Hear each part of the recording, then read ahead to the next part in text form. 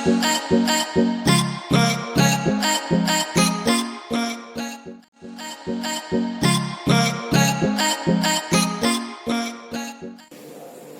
Friends, welcome to JRF chemistry.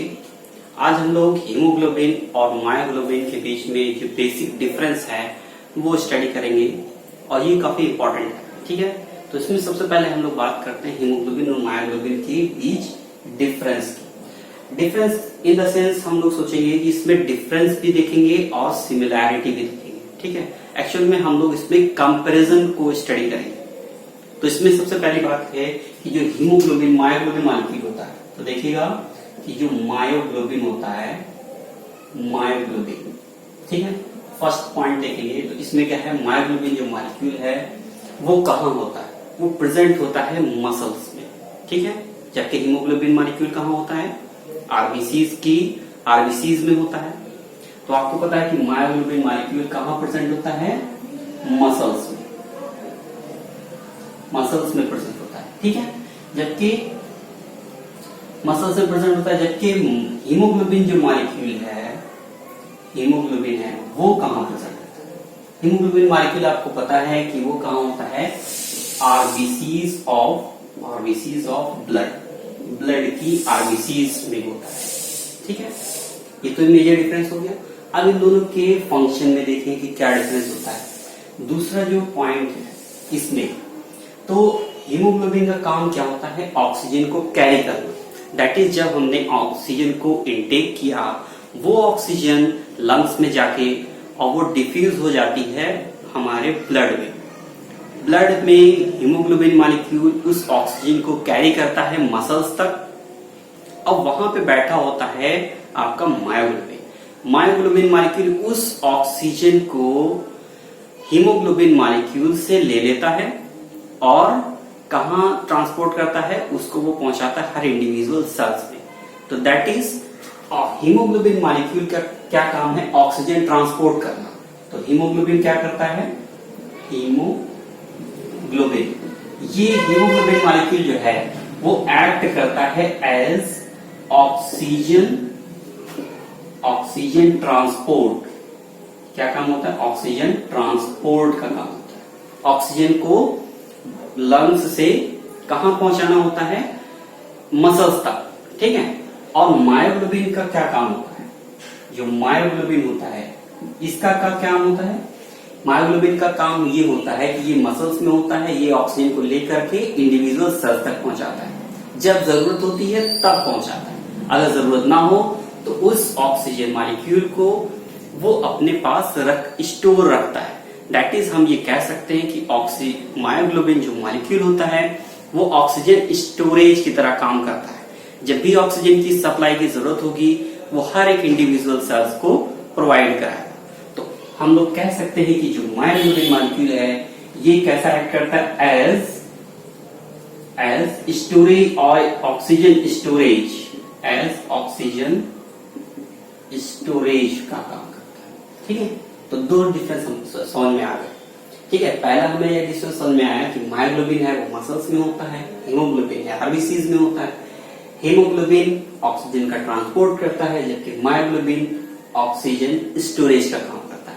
एक और चीज होती है इनकी ऑक्सीजन की बाइंडिंग में। ऑक्सीजन बाइंडिंग कैपेसिटी जो मायोग्लोबिन की है वो हीमोग्लोबिन से ज्यादा होती है। ये ऐसा इसलिए होता है कि जब कभी भी ऑक्सीजन हीमोग्लोबिन मॉलिक्यूल जब ऑक्सीजन की कमी हो तो उस केस में ये ज्यादा से ज्यादा जो ऑक्सीजन है वो इनटेक कर लेता है हीमोग्लोबिन यूनिट से। तो दैट इज, थर्ड पॉइंट आपका क्या होगा, the oxygen binding capacity of myoglobin is greater than hemoglobin। तो ये हम कह सकते हैं कि जब हीमोग्लोबिन मॉलिक्यूल ऑक्सीजन को कैरी करता है और मसल्स तक पहुंचाता है, अगर इन केस अगर हीमोग्लोबिन मॉलिक्यूल ऑक्सीजन ना प्रोवाइड कराए तो मायोग्लोबिन मॉलिक्यूल इतना कैपेबल होता है कि उससे ऑक्सीजन को वो छीन लेता है। क्यों? क्योंकि इसकी ऑक्सीजन जो बाइंडिंग कैपेसिटी मायोग्लोबिन की है वो हीमोग्लोबिन से काफी ज्यादा होती है। ठीक है, तो इसमें नेक्स्ट डिफरेंस क्या होगा हीमोग्लोबिन और मायोग्लोबिन में? हमें पता है कि इसमें जो यूनिट्स में डिफरेंस होता है कि जो मायोग्लोबिन होता है वो एज अ मोनोमर होता है, जबकि हीमोग्लोबिन यूनिट जो होती है वो एज अ टेट्रामर होती है। दैट इज मायोग्लोबिन जो मॉलिक्यूल है वो एक सिंगल यूनिट होती है, जबकि हीमोग्लोबिन मॉलिक्यूल जो है वो 4 यूनिट उसमें हीम होता है। तो हम लोग ये कहेंगे कि मायोग्लोबिन जो फोर्थ इसमें पॉइंट क्या हो जाएगा, मायोग्लोबिन इज मोनोमर, मोनोमर का क्या मतलब है? That is contain only one haem group. ठीक है, केवल इसमें एक ही मोनोमर, इसको हमने क्यों कहा? क्योंकि इसमें केवल एक ही हीम ग्रुप होता है, जबकि हीमोग्लोबिन मॉलिक्यूल में कितने हीम ग्रुप होते हैं? 4। While haemoglobin molecule contain 4 haem unit. ठीक है, 4 हीम यूनिट होती है, इसीलिए हम हीमोग्लोबिन को मायोग्लोबिन का टेट्रामर भी कहते हैं। ठीक है, तो पढ़ते हैं नेक्स्ट डिफरेंस के बारे में। आपको जैसे मालूम है कि हीमोग्लोबिन जो है वो केवल उसमें एक हीम यूनिट होती है, जबकि मायोग्लोबिन में केवल एक हीम यूनिट होती है, जबकि हीमोग्लोबिन में 4 हीम यूनिट्स होती है। तो मायोग्लोबिन एक ऑक्सीजन मॉलिक्यूल को इंटेक करता है, जबकि हीमोग्लोबिन जो है वो 4 ऑक्सीजन मॉलिक्यूल को कैरी करता है। तो नेक्स्ट आपका डिफरेंस क्या हो जाएगा? Myoglobin binds only one O2 molecule, while hemoglobin binds 4 O2 molecules। ठीक है, इतनी बात क्लियर हुई? तो चलिए दोस्तों बढ़ते हैं कुछ और डिफरेंस पर। तो दोस्तों देखिए, यहाँ पे जो नेक्स्ट डिफरेंस है हीमोग्लोबिन और मायोग्लोबिन में, वो क्या होता है कि जो हीमोग्लोबिन मॉलिक्यूल होता है वो कोऑपरेटिव बाइंडिंग शो करता है ऑक्सीजन के साथ, जबकि मायोग्लोबिन जो है वो कोऑपरेटिव बाइंडिंग शो नहीं करता। कोऑपरेटिव बाइंडिंग तो आप पहले भी पढ़ चुके हैं कि जैसे कोऑपरेटिव बाइंडिंग क्या होती है कि जो एक ऑक्सीजन मॉलिक्यूल जो है वो दूसरे ऑक्सीजन मॉलिक्यूल की बाइंडिंग को प्रमोट करता है। That is the binding of one O2 molecule triggers the binding of other oxygen molecule. This is called the cooperative effect. तो cooperative effect कौन शो करता है? हीमोग्लोबिन cooperative effect शो करता है, while जो मायोग्लोबिन होता है वो cooperative effect शो नहीं करता है। ठीक है, और नेक्स्ट डिफरेंस इसमें क्या होता है कि यहाँ पे जो हीमोग्लोबिन मॉलिक्यूल होता है, अगर हम वन साइड में एक्स एक्सिस में अगर हम पार्शियल प्रेशर ऑफ O2 लेते हैं इन mmHg में, और दूसरे एक्सिस पे हम सैचुरेशन विद O2 लेते हैं, तो हम देखते हैं इनके बीच में जो कर्व होता है, हीमोग्लोबिन के लिए कैसा कर्व मिल रहा है?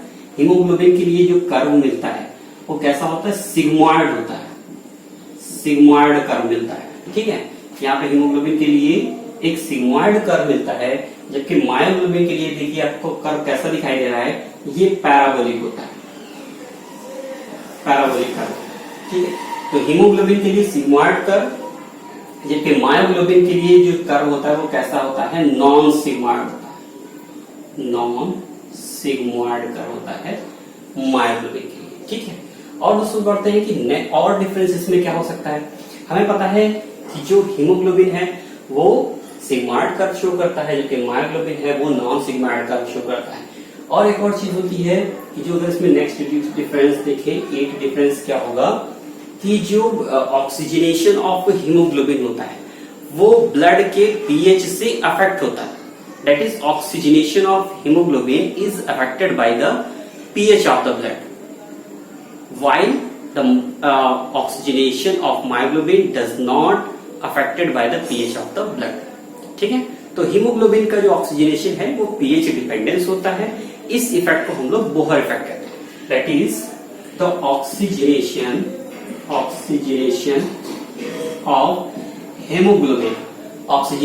hemoglobin is affected is affected by pH of the blood. pH of the blood. अब ये जो इफेक्ट होता है ऑक्सीजनेशन जो है हीमोग्लोबिन का, वो पीएच से अफेक्टेड होता है. इस इफेक्ट को हम लोग बोहर इफेक्ट कहते हैं. And this effect is called Bohr effect. ये आप याद रखिएगा क्या होता है, बोहर इफेक्ट. बहुत ही इंपॉर्टेंट इफेक्ट है बोहर इफेक्ट. ठीक है, तो हीमोग्लोबिन जो है वो बोहर इफेक्ट शो करता है, जबकि मायोग्लोबिन जो है बोहर इफेक्ट शो नहीं करता. इसमें फिर लिखेंगे कि वाई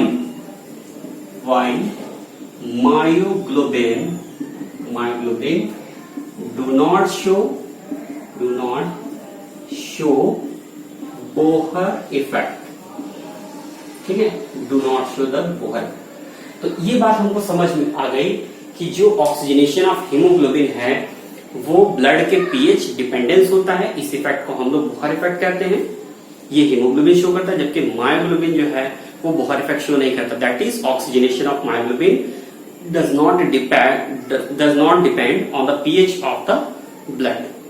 ठीक है, तो ये आपको मेजर डिफरेंसेस थे हीमोग्लोबिन और मायोग्लोबिन के लिए. तो उम्मीद है आपको हमारा ये वीडियो अच्छा लगा होगा. तो लाइक शेयर और सब्सक्राइब जरूर करें. And thanks for watching.